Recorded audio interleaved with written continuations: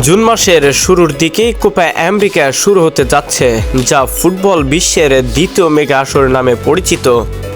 এবার কোপা আমেরিকায় Argentina Brazil তাদের শক্ত পজিশনে থেকে বিশেষ করে ব্রাজিল দলে তরুণদের ছড়াছড়ি নিয়েই কোপা আমেরিকা মাতাতে যাচ্ছে।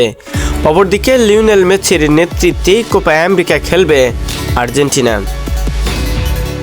আরও একবার দেখবে বিশ্ব লিওনেল মেসির পায় কোপা আমেরিকা। এর আগে নিজেদেরকে আরও একটু প্রস্তুত করে নেওয়ার জন্য দুটি ফ্রেন্ডলি ম্যাচ খেলবে আর্জেন্টিনা। প্রথম ম্যাচে শিকাগোর সোলজার ফিল্ড স্টেডিয়ামে ইকুয়েডর জাতীয় দলের মুখোমুখি হবে আর্জেন্টিনা। রবিবার 9 জুন ম্যাচটি আরম্ভ হবে।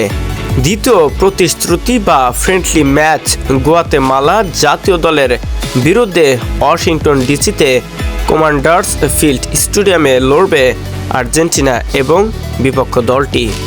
এই ম্যাচটি 14 জুন শুক্রবার শুরু হবে আর্জেন্টিনার। কোপা আমেরিকা ঘিরে আর্জেন্টিনা দল 26 সদস্যর দল ঘোষণা করেছে কয়েকদিনের মধ্যে। আর্জেন্টিনা ব্রাজিল আসলে দুদলই অনেকটাই সুপার ফেভারিট হয়ে থাকবে কোপা আমেরিকায়। এর পাশাপাশি বিশেষ করে লিওনেল মেসির পায়ে আরও একবার ফুটবল বিশ্ব দেখতে যাচ্ছে কোপা আমেরিকা। সেটা এক পর্যায়ে নিশ্চিত করেছে দলটির প্রধান কোচ। মায়ামি কোচ এবার লিওনেল মেসির ইনজুরির সংখ্যা যেটা ছিল সেখান থেকে সুখবরও দিয়েছে লিওনেল মেসিকে নিয়ে। আর কোনো ভয় নেই, মেসির পায়ে আরও একটা বিশ্ব দেখতে যাচ্ছে পুরো ফুটবল বিশ্ব। শহীদুল ইসলাম শহীদ, স্পোর্টস ডেস্ক।